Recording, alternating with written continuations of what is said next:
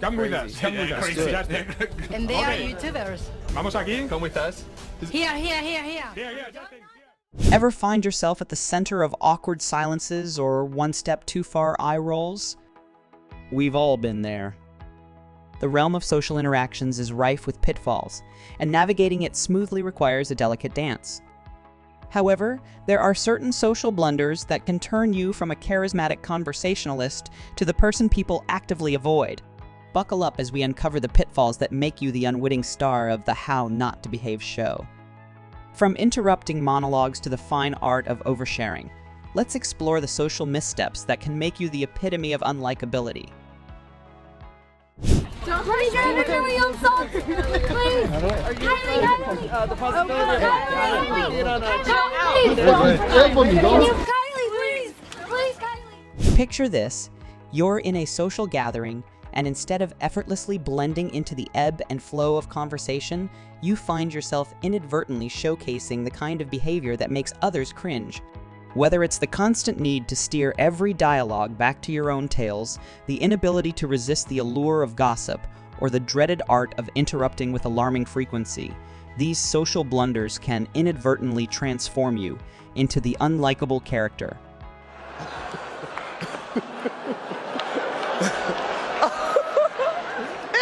That was a nice one. Okay. I'm out here. Richard. Oh, wow. Wow. Will Smith just smacked the shit out of me. Keep my wife's name out your fucking mouth. Wow, dude.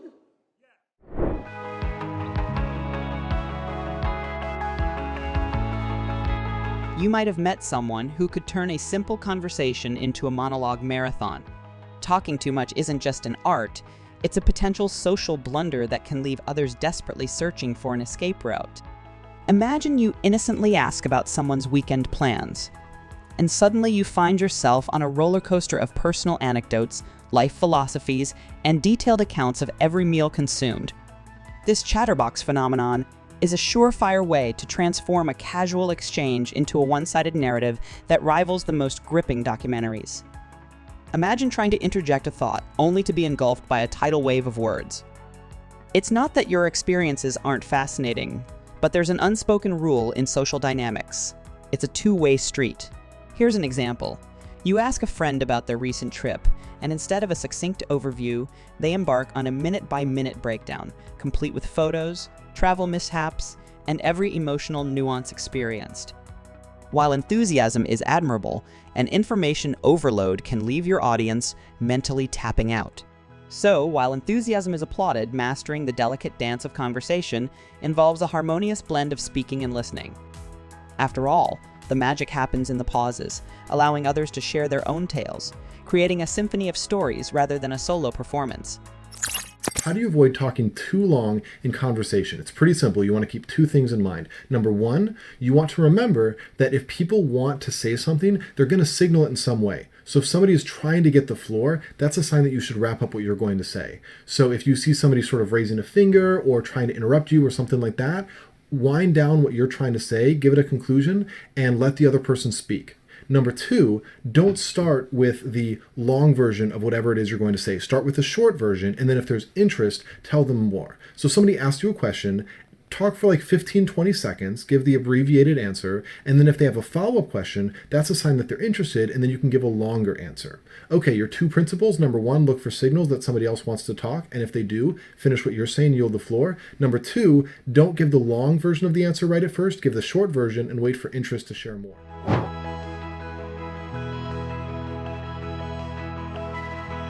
Is that a gang sign? Have you, Oh, like you don't know what it is. You don't know what that is. I have no idea. Well, you don't know. Jimmy Fallon doesn't know. David Letterman doesn't know. We don't know. All the comics and show business don't know what this is. Right?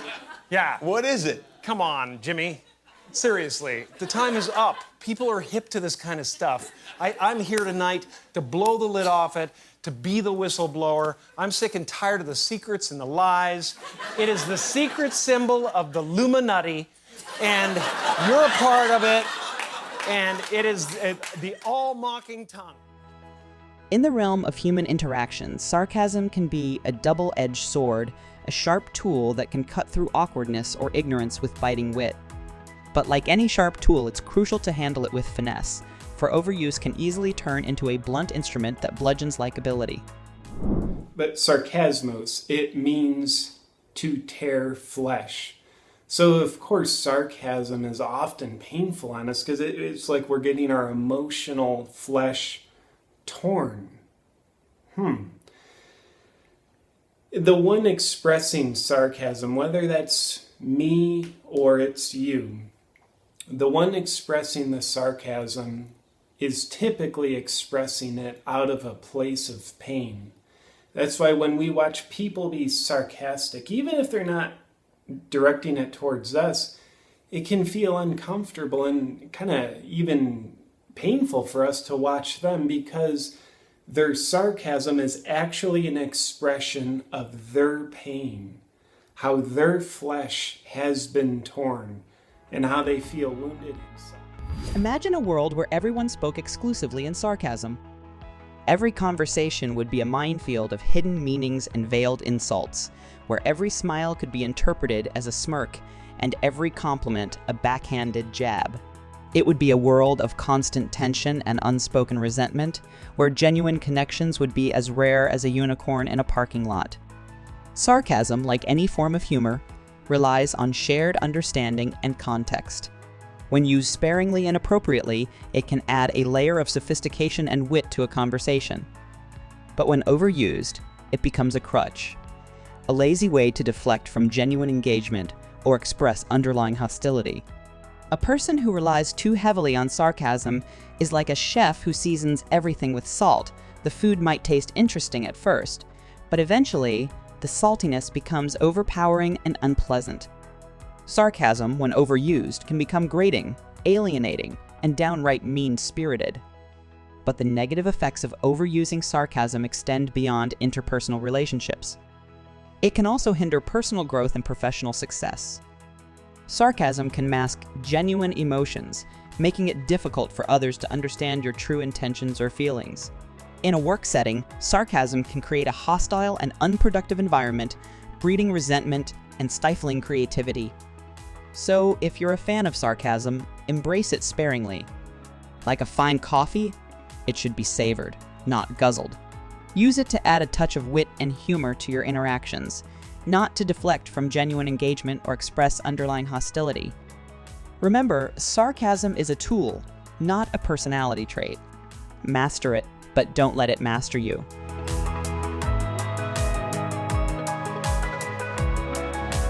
In the complex mosaic of human interactions, misjudgment weaves a thread of irony, a subtle yet potent force that can make or break connections. It's a dance of perceptions, where intentions often collide with interpretations, leaving a trail of misunderstood exchanges and strained relationships.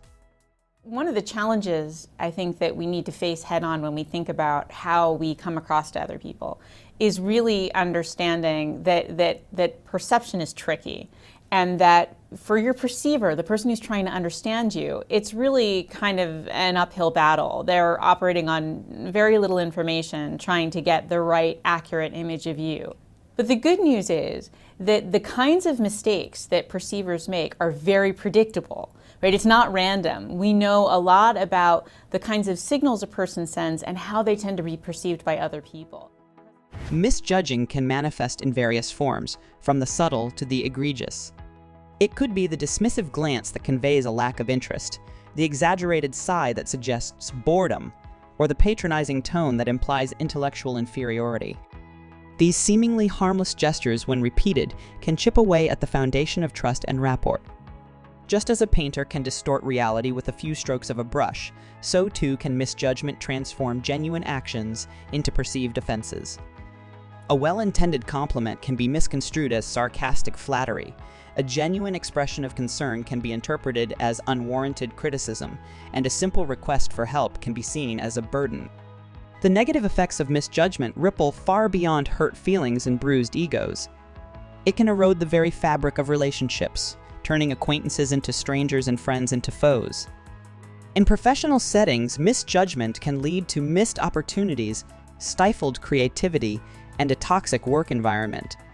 So how do we navigate the treacherous waters of human judgment? The answer lies in empathy, the ability to step into someone else's shoes and see the world through their eyes. Empathy allows us to recognize that our perceptions are not always reality, and that behind every action, there may be an intention we haven't fully grasped. When we approach interactions with empathy, we open ourselves to a world of possibilities, where misunderstandings are replaced by understanding and misjudgment gives way to connection. It's a journey of self-awareness and growth, a process of recognizing our own biases and limitations and striving to see the world through a lens of compassion. Misjudgment, though often unintentional, can be a formidable barrier to human connection. But with empathy as our guide, we can transform it from a stumbling block into a springboard for deeper understanding and stronger relationships. After all, true connections are built not on flawless judgment, but on the willingness to see the world through another's eyes, to embrace the imperfections, and to bridge the gaps that misjudgment often creates.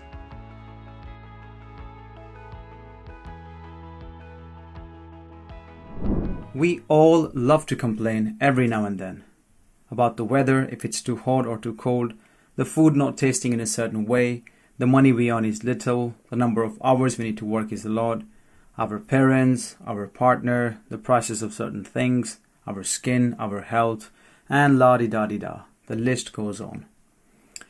Now ask yourself, do I complain only every now and then, or is it a bit too much? Imagine this. You're at a party, enjoying the lively chatter and the upbeat atmosphere, when someone joins your group, their face etched with a permanent frown. They launch into a relentless tirade about the traffic, the overpriced drinks, and the fact that the music is too loud. As their complaints escalate, you feel your energy draining away, replaced by a sense of exasperation and detachment. This is the power of excessive complaining. It's like a drain, sucking the positivity and joy out of any situation. Instead of connecting with others, it creates a barrier, turning potential friendships into fleeting encounters. This is because complaining, when constant and unrelenting, paints a picture of negativity and helplessness. It suggests that the complainer is perpetually mired in problems, unable to find solutions or appreciate the good things in life. For most of us, it's like, oh, I can be of value. I can help this person. I can support them. I can give them advice. I can try and solve their problems. I can, be overly empathetic towards them. And that, unfortunately, is a wrong course of action because in many ways, chronic complainers don't want their problems solved, right? They don't want their problems solved because, again, they're stuck in the victim archetype, and the victim always needs a problem. It always needs something oppressing it, pushing it down, causing it to feel small. And so when people are stuck in this chronic complaint, they need those problems. They need the people that are problems, the circumstances that are problems. And so complainers don't really want the resolution, and they sure as hell don't want you to fix the problem for them. They might say that they do. They might ask you for advice. They might ask you to help them with their problems. But at the end of the day, if you really pay close enough attention to what happens, they don't want that resolution because they want to hold on to the problem. They want to complain. Again, these are often people that have a tremendous amount of pain in them that they don't know how to deal with, that they haven't liberated themselves from. The negative effects of excessive complaining extend far beyond strained relationships. It can also hinder personal growth and hinder professional success. We've navigated the choppy waters of social faux pas, from endless monologues to sarcasm gone awry. It's clear that the art of conversation is a delicate balance. It's a wild world out there in the realm of human interaction, but fear not, navigating it just got a bit easier. Remember, it's about harmonizing talk with listening, using sarcasm sparingly, and keeping complaints in check. Every conversation is an opportunity to shine, not to overwhelm. Thanks for joining us on this social expedition.